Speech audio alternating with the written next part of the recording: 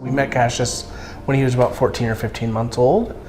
We knew that he and his mom were living in domestic violence shelters from the time he was born. So when we took him to daycare, we noticed that he wasn't playing with any of the kids.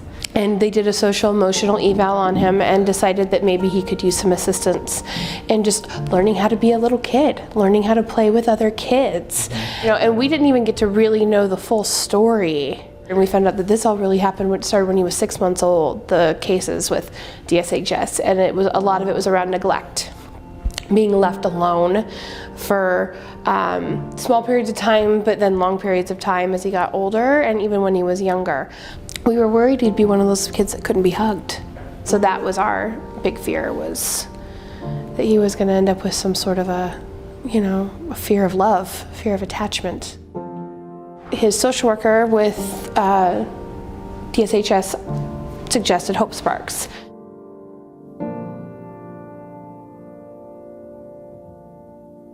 I'm Angela, my husband Mike, and Jerry and Maeve live here, and we have been learning how to live with EB. My son Jerry is 4 years old, and Maeve is almost 2. She's 20 months.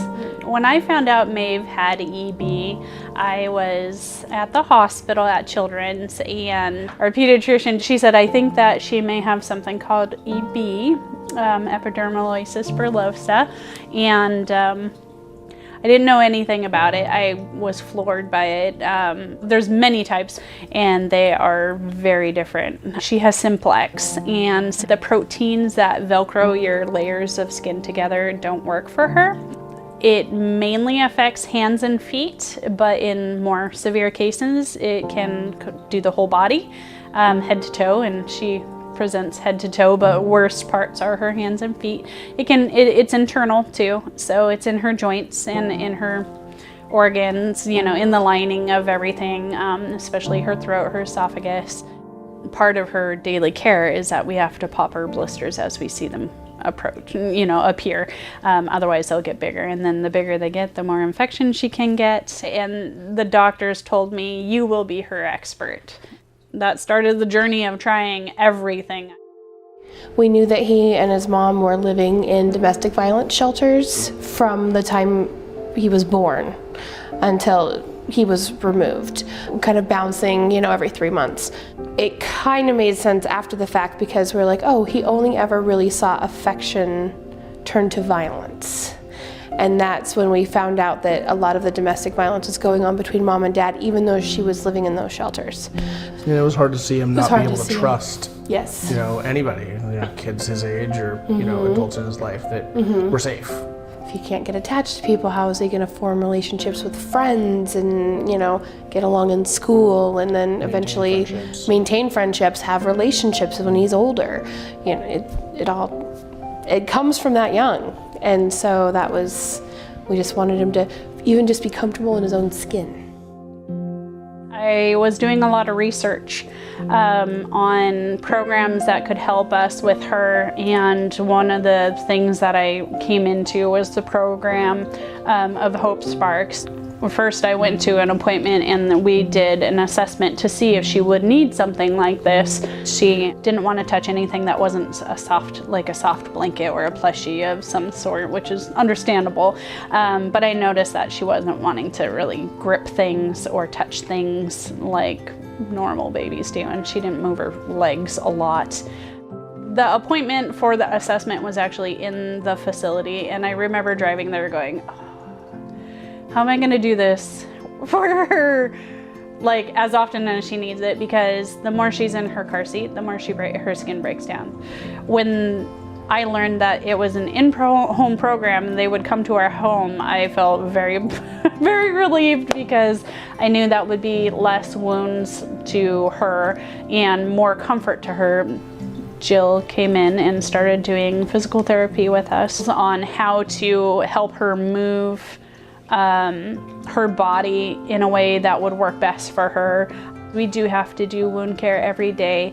It does take about an hour for bath and wound care process all together, and there's a lot of screaming and crying, and so Hope Sparks offered to have Katie come in and kind of counsel and see how Jerry was coping with things, how I'm coping with things, how Maeve is coping with things, and she experienced all the processes with us.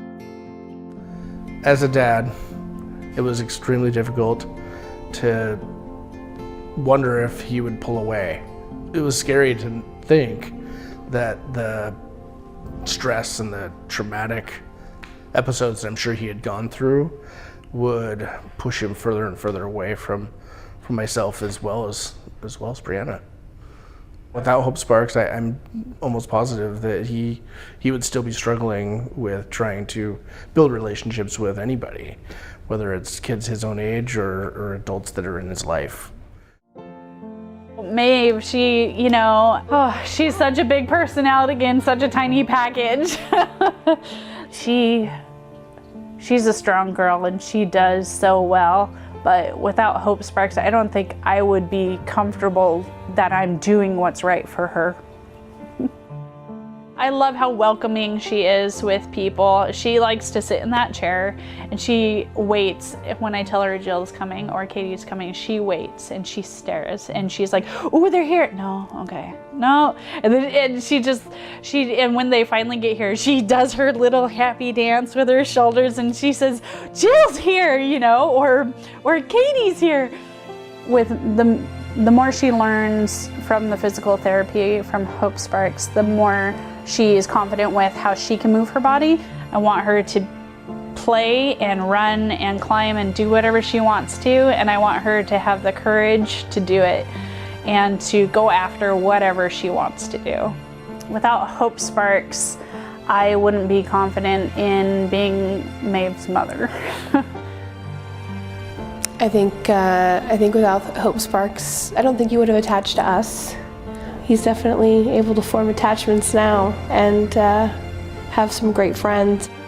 Being completely thrown into something that we weren't really ready for or prepared for, but you just pull yourself up and do it, right? You just try and find a way. Call Hope Sparks because there's such an array of programs available. It's not just like they do one thing. It's not like some other place where like they only do mental health. They do everything.